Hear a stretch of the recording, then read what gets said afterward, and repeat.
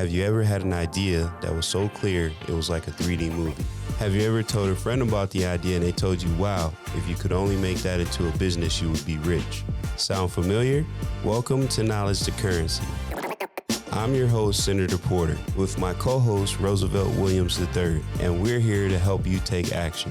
This is free information. We only ask one thing: build a strong foundation and mindset. We have insight to help you get started. Most of us just need a push. Welcome. My name's Senator Porter. This is our 22nd episode of Knowledge to Currency, and you are? Roosevelt Williams III. And we have Eva from Generation Impact. Welcome to the show. Thank you for having me, guys. Let's talk about your journey. Now, as far as when I met you, from where you are today is like night and day. So how does a lady from Macedonia get all the way to San Diego? Wow, yeah, it has been quite the long journey, and I wouldn't trade any of it. Yes, so I was born and raised in a small country named Macedonia, part of Eastern Europe and part of former Yugoslavia, for the ones that might want to pull their Google up.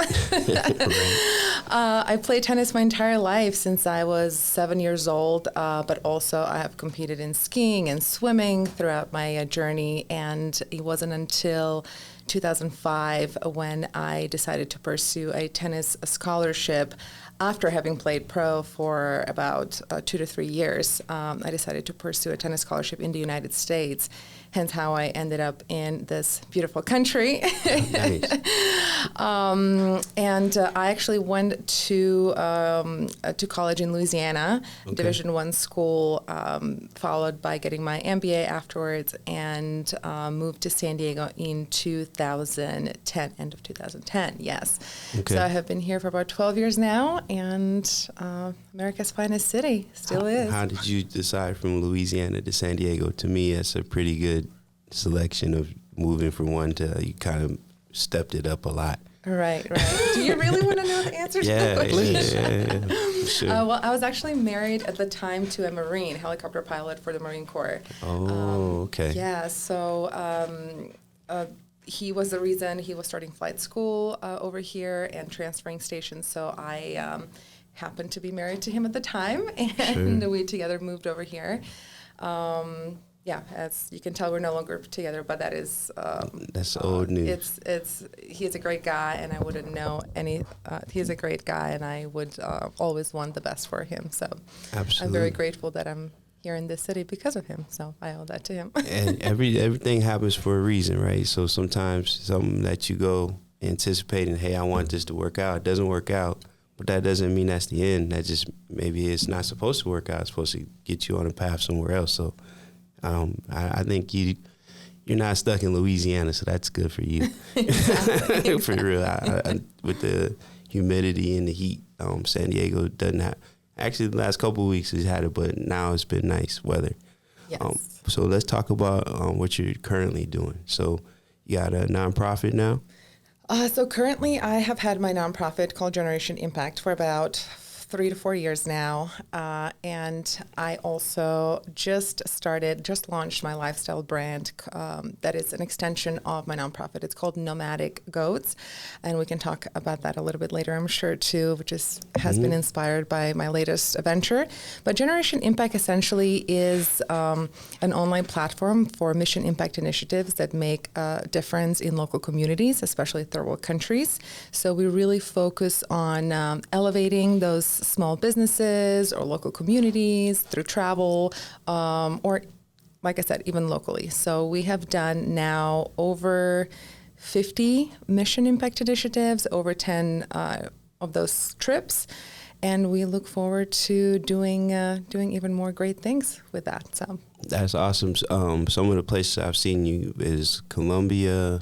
Name some of the places you've been. yes, I have an extensive traveling background. Yes. So as far as our mission impact initiatives and the Generation Impact nonprofit, we've traveled in Colombia. We've done initiatives in Mexico, Peru, Macedonia, which is my home country, Sure. and also in United States over here in Mexico. over here in San Diego, I'm sorry. Sure. And we're always looking to expand. So we're not necessarily niched towards one cause or one city or one country. We're always looking to expand. And we're trying to do that in the most organic way possible as well. So you're just trying to make a difference. That's the whole purpose of it. Generation Impact. Exactly. Awesome. Making a difference, impacting one life at a time. That is our motto. How'd you come up with the idea? Great question. I had been coaching tennis after me playing for college for the longest time, and then I was looking for something more fulfilling. So I started volunteering with various organizations. I mean, you name it, anywhere from Center for the Blind to so many organizations. So I had been doing that for about 10, 11 years, and then it just clicked one day. I was like, why don't I just do something of my own, create my own baby of a nonprofit, so that way I get to pick and choose what initiatives we can focus on, but also it is another way, another opportunity for people like yourself, right, to give them exposure to different ways they can impact, right? Right. So that was the whole motivation behind it. And when you had this idea, were you working at the time like a regular 9 to 5? When I decided to do that, I was still coaching tennis. I was doing a little bit of real estate on the side as well. But again, I had been helping people for as long as I can remember, and I would constantly be volunteering, whether it was on the weekends or whether I would have a free time. There was one day I decided to completely get out of the real estate world and focus on the nonprofit, on Generation Impact. Nice. I fully put my time, management, resources, effort, and all of that. And that's what I did. So was it scary at the time when you decided to take that jump? It was definitely scary, but it felt really good.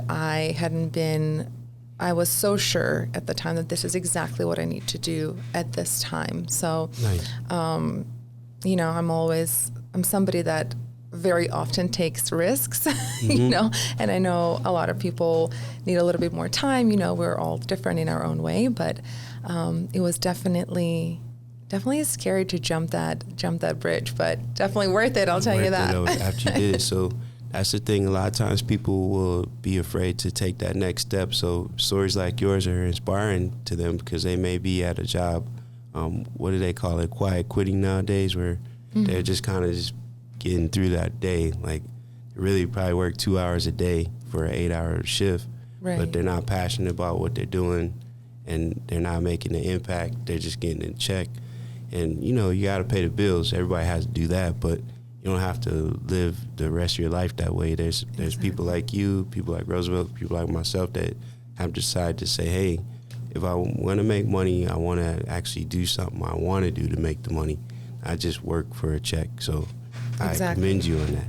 Thank you so much. And I want to add one thing to that.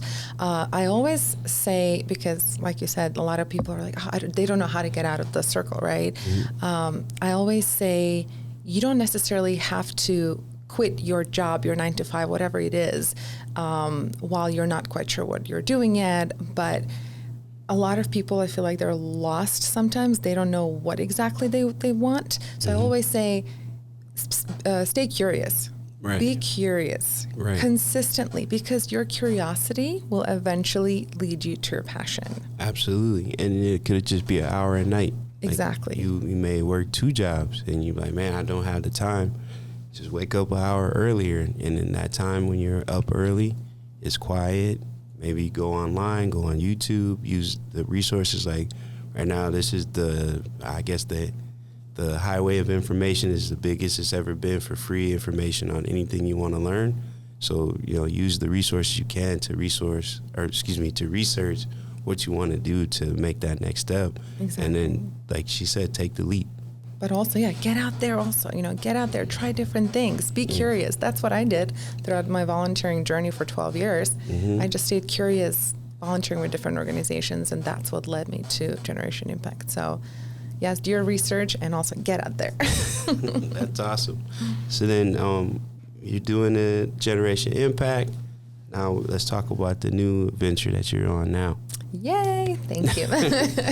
Very excited, as you can tell. So the latest journey is my lifestyle brand called Nomadic Goats, which has been inspired by my latest venture.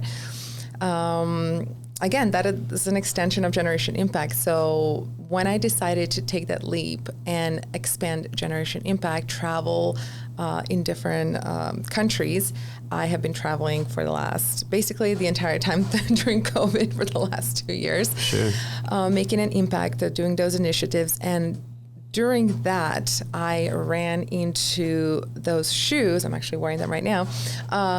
They were handmade. I didn't know at the time, but they caught my attention, and I tried a pair on, and I could not stop talking for a week afterwards how comfortable they were and how I could pair them with everything. And if you know me, I'm somebody that's constantly very active, so I need to have something comfortable on my foot. So one of my friends that I was traveling with at the time was like, well, why don't you just help this local family vendor, but also bring those shoes, spread their craftsmanship into the United States? Like, you're still making an impact. And I said, duh, yeah, light bulb, So I was like, why haven't I thought of that? But again, see how this happened organically while I was doing other things. Else. Exactly.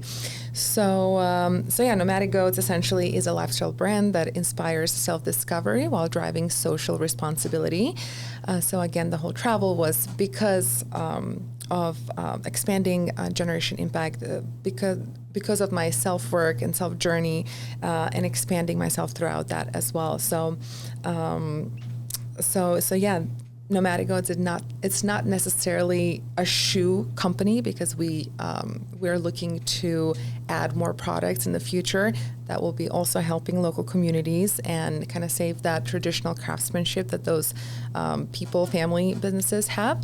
So yeah, our idea is to just bring you an amazing, cool product that you will be loving to wear them, but also you're making impact at the same time.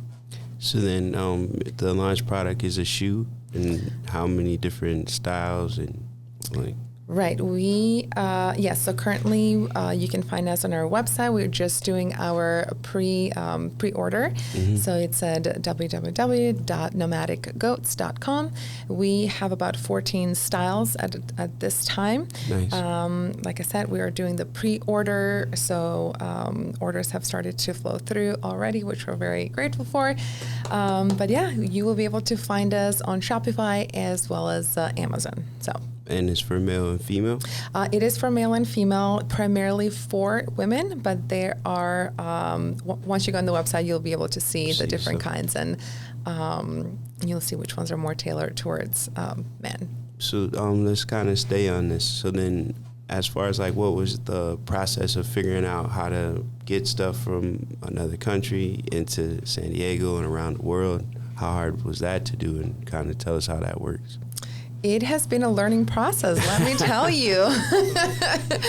I feel like everything that I have taken upon my shoulder, to start, it's been a learning journey. It was never I never just had it figured it out prior. So I think that's, part of the journey, part of the process of being entrepreneur and taking that leap, like we talked about earlier. But so we still learn things to daily basis. Like First, we ordered the shoes, and then we realized we need boxes. So, but we wanted the boxes to be from recycled paper because, again, we want to do all the way impact. Sure. So there was a different research, right? So, I mean, from the littlest things like the shoe sole inserts for the shoe to, we're learning that we had to get a label printer, because every shoe is a different color, different style, different size. So, and then all of this, once packed up, we'll be sending to Amazon, which is why we're having the pre-order right now. So yeah, it's been a learning process. It still is, and it's a fun journey. So then you order the shoes from them. They send you all the shoes, and then you have to assemble all the shoes. Exactly. Yes. Okay. Exactly. So then, was it hard to get something from another country here, or how was that?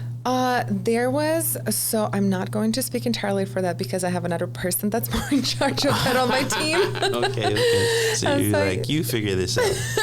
Yeah, he does most of the operations. So I believe there was some tax thing going on between the countries, but I'm not sure what exactly that was. So hopefully the IRS doesn't see this. no, see, we have the shoes. I think we're good. Hey, if you don't hear from me by next week, let me know. All right, just call. We'll get an attorney on this. Okay, well that's good. See, this is why it's also important to have a person that's operational, but also that's familiar with the legal system. Like that is not my strength. So I have to have somebody to make sure those things are flowing easily. So, and if you don't have that person, for anybody that's listening, make sure either you do your thorough research or ask somebody. I'm sure some of your friends are familiar with those things. Yeah, you can also use LegalZoom. A lot of people don't know. You pay for it monthly, but they'll actually let you talk to an attorney, and it won't be like way cheaper than if you hired an attorney every time you had a question. So you either email or call, attorney calls you back, and you can ask specific questions and give more detail. And then if you have to hire them, then that's when you pay. But if you just have basic questions, instead of having to pay, like for a probate attorney, I had to pay, I think it was $550 just to talk to them for 30 minutes. Mm-hmm. And then they would say, oh, I'm sorry, we can't take your case. So you're like, wow. Okay, so then what do I do now? And they're like, I'm sorry, I'm thanks. But interesting. So it's very important to have those services available.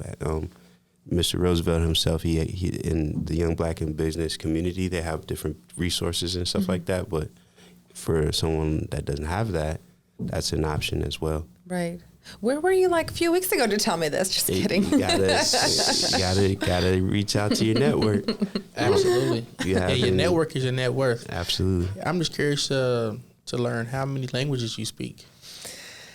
Good question again. So let's see: Macedonian, Serbian, Croatian, English, un poquito español. Okay. Right. Oh, tú sabes. Sí, okay. That's wonderful. Because I like the way you articulate. You carry it very well, and I can see that you're dual. You have dual languages, especially when you're articulating and speaking business and bringing people together. Communication. You're not just babbling, but you're clear, complete, and concise. And I can see that, you're definitely making a difference in the world. I also want to learn more about the shoes and the technique. Are you like a fashion expert? Where'd you get that fashion, that sense? Because I'm a retired cobbler, so I'm familiar with shoes as well, the shape, the size, the fit. And when you get a good pair of shoes, like you really talk about them. Where did you kind of get your fashion sense from? I wouldn't say I'm a fashion expert, but I'll tell you what, I have grown up, my mom would always dress me up growing up. I wasn't allowed to leave the house unless I was dressed up. There was no going out in flip-flops, things like that. So yeah, but I'm very much about not just fashion, but comfort and style paired, right? Nice. For somebody who is as active as me and that have spent so many hours on the tennis court and is currently spending so many hours at the gym and running, it is important for me, if I go out to dinner, to dress up and still be able to look cute, So those shoes, which we actually call them, they're called espadrillas, which in Argentina, they're called alpagradas. I believe in Spain, they're called espadrillas as well. So they're not a new concept. There's something that already exists, but just think of it like the competition of Toms, right? So we're similar shoes, but our back has a little open heel. So to go back to your question, yes, love fashion paired with comfort and something that I can wear mostly anywhere and with most of my outfits. I can pair with any of my outfits. So it's a win-win situation for me. Yes, that's very nice. When I was in the shoe business, my punchline was, I can save your soul, I can heal you, and I'll die for you. Oh, Meaning wise, I can save the soul on your shoe. I repair men and women's heels, and I can even dye the shoe the color of your choice. Oh, so that's just as a cobbler speaking to, fashion, right, fashion and being on purpose. It'll come to you with the curiosity, being on purpose. So I just, see big things happening. I'm glad that you're here on the show. I also want to know, what's next? Because this certainly taking off by seeing, your passion and your excitement. What's next? Are you looking to, put a pair of shoes on every unfortunate, child in America, across the world? Where do you see the rocket ship going? Absolutely, yes. So the whole idea of Nomadic Goats, we actually are going to be giving 10 to 20% to various nonprofit organizations. Yes. And those can be picked by the actual customer. So every month with the shoe, we'll have a card where people can vote on between two organizations. And then whoever has the most votes will be donating 10 to 20% to that organization. It will vary every month. So again, we're always impact driven, and that is what's got us here. So. And it's a for-profit philanthropy, if I could say the word properly. But yeah, that's really what that is. So, and then not only that is you're affecting people that are making the shoes in Argentina as well. Exactly. So it's like double, in Colombia. Or excuse me, Colombia. Sorry about that. So it's like a double impact. Absolutely. So that's awesome. Absolutely, yes. Helping local communities, elevating their small business, but at the same time, doing mission impact initiatives by helping various nonprofit organizations. So, yeah, that's a good business. That's a solution base.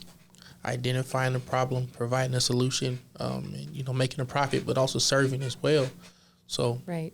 Congratulations. Thank you. Thank you. I will have to come up with a cool line like yours, though. I'm not as cool as you right now. I have him write it for you. He has those for days.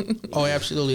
Yes, just happy to help as being a wordsmith. But really, just when you're on passion, it'll come to you. When you're up early or late at night, it'll come to you because this is what you're really doing. Exactly. Really saving souls, literally. Exactly, yeah. And helping people out. And like you said, the comfort with the fashion. That's wonderful. I'm gonna have to share this story with my family because I know they're tuning in and get them inspired. Right. And get the wife some of her shoes. Absolutely. That's right. Absolutely. Yeah. We're excited. I'm encroaching. In my closet, I've been encroached. So I have my clothes now in the garage. So just think about all the shoes and handbags. So we're definitely going to have to support. Perfect. But they don't take a lot of space either. So there you have it. Efficiency. I'm all about efficiency too. I even like how you said how you use and recycle paper for the boxes. Absolutely. That's wonderful. That's keeping up with the with the modern times. Exactly. So yes, and also when we ship, we're actually using a company that will offset the carbon. That's nice. Yep. So we're going all the way impact. I actually used to we had few little products with Generation Impact in the past, but we weren't as focused, and we would do that. So my mission is always, if I'm going to do impact, I need to do impact all the way, no cutting corners. So really good. Let's talk about some of your fitness journey. So you recently ran the Boston Marathon. I recently qualified for the Boston Marathon. Which marathon? You just ran a marathon. I just ran a marathon, yes. I ran the Seattle Marathon. Okay. It's called Jack and Jill, and it is one of the Boston qualifiers. Okay. Running the Boston Marathon has been a life goal for me. Okay. Funny story, interesting. I actually ran the exact same marathon 3 years ago. I qualified for Boston, but then COVID happened, and the Boston Association gave us the option of running it virtually. Well, I was like, okay, I've never been to Boston. My life goal is to run the Boston, and I don't want to run it virtually just in Fiesta Island or something. Right. Yeah, so, you want to do the real deal. Exactly. So I was patient. I waited 3 years, ran the same marathon just last month, and qualified again. So this time I'll be running the actual race on April 17th, which is the day of my birthday. Oh, wow. Congratulations. Well, that's going to be cool. So, had you ever ran a marathon before this? I have ran a couple marathons before, yes. Oh, so okay, this would be my fourth one, I believe. So this is no problem. No problem. You're running, and then what's the distance of a marathon? 26.2. I'll tell you what, though. I have an extensive background in fitness as well. I lift weights, all that stuff, as you're familiar with. But running marathon, for me, it is one of the hardest physical challenges, and I think it is because I already have a lot of muscle mass. Mm-hmm. So it's harder to run long distance, because when you look at the top runners, they're not muscular, right? They're skinny. You need to be. Right. So it's definitely not just physical challenge, but mental challenge on another level. So there's more reasons as to why I torture myself through that. No, I think there's certain, like we had a guest on here, Ron Casper. He's a jiu-jitsu instructor, and he wants to run from here to L.A. So wow. I think it's 100 and something miles it's going to take. I'm going to pass on that. Yeah. He said you have to sign a form saying that, if you die. Yeah, the liability form. Yeah. Oh, yeah, I bet they have to. So I guess I think certain people are wired different. Like I ran Junior Olympics, and I ran a lot in high school. I don't think I want to run more than 4 miles. Like, it's very far. 22 miles, that's like from here to La Jolla, past La Jolla. Like, that's far. That's very far. It is far. Yeah. It's very far. So I don't know, but I'm glad to hear people like you that have a passion for it. It's definitely impressive. Thank you. Yeah, Thank for you. Sure. It's part of lifestyle, I call it. That's, again, going back to the brand, Nomadic Goats is a lifestyle brand inspired by my traveling journey and wanting to impact. The whole fitness, it's, again, my lifestyle. I've been in it my whole life through tennis and other sports. So it's not something like, some days I don't feel like doing it, but it's essentially a part of me. Yeah, but it's never too late to start for anybody that's wanting out there. So it's in April. So how many days a week do you run now? And like how far do you run? Like what's your routine? Right now I'm not running as much. Right now maybe running once a week. So I'm kind of taking a running break until I have to start training again, which would be in January. Okay. So I usually train for about 3 months for a marathon. Okay. But you will see me at the gym 4 to 5 times a week.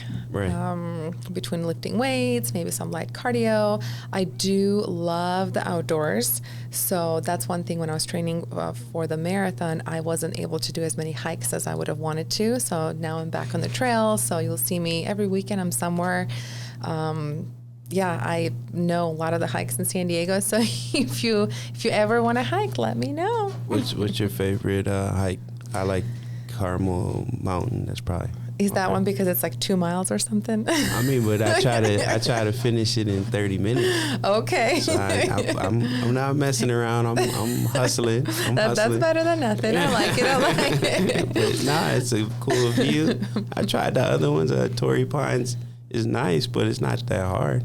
Exactly, yeah. I feel like Torrey Pines is more of like a walk. Yeah, exactly. Hike, it's great scenery. Exactly. Super nice. You gotta watch out for rattlesnakes, but it's cool. But cows I'm sweating. Yeah, cows is good. Cows is a good one because you can do a round trip in less than an hour, and it's a good workout. Yeah, I'm a fan. Yeah, but my favorite one, I just recently did it again. I've done it several times. It's happens to be, on Google they say it's the hardest hike in San Diego. It's called the El Cap. It's the El Cajon Mountain. Oh, so it's about hard. It's about 12 miles a round trip. 12 miles, and it's going up and down the hill. Yep. So it is very. Yeah, it is hard, and it wasn't probably the smartest of me to do it last weekend in the middle of the heat. 100 degrees outside. So don't do that. Please don't do that. Yeah. But I love that one. And I also like the Three Sister Falls. Have you ever been to that one near Julian? No. Oh, that one is beautiful. No, I've been to Julian, but I didn't do the hike. We went to Potato Chip, Cows, Torrey Pines. There's a really easy one in Carlsbad. I can't think of the name of it. I can't think. And I think that's all. But I was doing cows. When I moved here, I was doing cows like every day.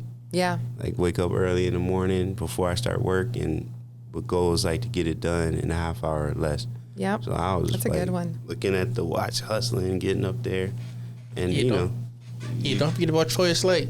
Which one is that? Choice Lake. Nah, I don't know. You gotta go to Choice Lake. Yeah, you do hiking? Yeah, but look it up. Look it up. Yeah. Choice Lake is very nice. It's over the lake. You do it in the suit. I feel like we're all going to be doing a hike very soon. I'm down for the hike. I don't know about 12 miles, but I'm down for sure. Absolutely. Yeah, I look forward to it. Get out there, become one with nature. Yes. Break the sweat. Yeah, and I do get about my suit. Okay. I want to see it. I never seen that. I never seen that before. So I know we only got 30 minutes, so is there any information new or something you'd like to make an announcement about other than the website? I think I've said it pretty much all. I mean, like I said, I've been traveling for the last 2 years. I'm finally settling back in San Diego, which I'm excited about, because to be honest with you, as fun and as adventurous it has been, traveling and doing all those great things, it's I've been missing San Diego for sure. So Sure. I've been missing my dog also, my beautiful lab Bella, who is 12 years old. Right. So I'm just here spending as much time as I can with her, going back into my hiking routine, coaching some young athletes on my weekends, and then being fully focused on nomadic goats and Generation Impact. So then you want to say is there an Instagram or website? yes, so for the Generation Impact, the website is www.thegenerationImpact.com. Okay. And then also we're on Instagram, generation_impact. And for nomadic goats, the website is same, nomadicgoats.com, and Okay. the Instagram is at nomadic goats. Yes. Okay, so I'm gonna order some shoes from my mom's. Woohoo! Get some for this girl. Absolutely. Perfect. Fantastic. Well, if you don't have anything else, I want to thank you so much for being on the show, and we'll make sure to put all the links for where people can find you and to make an impact. And we definitely appreciate you. Anything you want to say? Just thank you for having us, and keep making that powerful impact on the world. Thank you. Thank you guys for having me. You guys are amazing, and I love the impact that you're making as well. So I don't want that to go unnoticed. So thank you, and keep doing what you're doing. You guys are great. Thank you so much, and it's a wrap.